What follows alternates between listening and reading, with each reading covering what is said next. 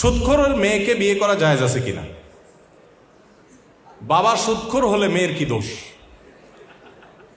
সুদখোরের মেয়ে তো অনেক ভালো, তার চাইতে আরো খারাপ এক্সাম্পল হলো কাফেরের মেয়ে। কাফেরের মেয়ে যদি মুসলিম হয় বিয়ে করা যাবে? যাবে না? যাবে। ডক্টর খন্দকার আব্দুল্লাহ জাহাঙ্গীর রহমতুল্লাহ আলাই ফুরপুরা পীর সাহেবের মেয়ে বিয়ে করেছিলেন। তো যারা পীর মুরিদি দেখতে পারেন না বা আপনার পীর সাহেবের মেয়ে বিয়ে করার পরে যাদের অনেক বেশি ঘোরতর আপত্তি ছিল, এরকম কেউ একজন প্রশ্ন করেছে ওনাকে। আমার কাছে উনি নিজে সরাসরি একবার বললেন যে স্যার, আপনি এত ভালো ভালো কথা বলেন, কোরআন হাদিসের কথা বলেন, আপনি এটা পীরের মেয়ে বিয়ে করলেন কেমনে? তো স্যার বললেন যে ভাই, কোরআন হাদিসে কোথাও পীরের মেয়ে বিয়ে করা যাবে না, এটা যদি আমি জানতাম তো অবশ্যই করতাম না, এখন আপনি দেখা দিলে আমি বাদ দিয়ে দিই। তখন স্যার প্রসঙ্গত বললেন যে দেখেন, রাসূল আকরাম সাল্লাল্লাহু আলাইহি সাল্লাম আবু সুফিয়ান যখন অমুসলিম তখন তার মেয়ে বিয়ে করছেন, আর আমি পীরের মেয়ে বিয়ে করছি।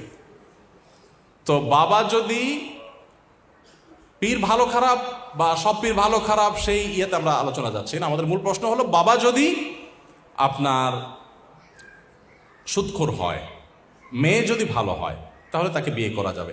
এখনকার যুগে মেয়েকে দেখে যতটা বিয়ে করে ছেলেরা, তার চাইতে বাপকে বেশি দেখে। বাপকে দেখে না বললে ভালো হয়, বাপের টাকা দেখে, বাপের অবস্থান দেখে, তাই না? ওই যে একটা কথা আছে না, যে এখন মানুষের সাথে মানুষের বিয়ে যাওয়া হয়, তার চাইতে টাকার বস্তার সাথে ময়দার বস্তার বিয়ে হয়।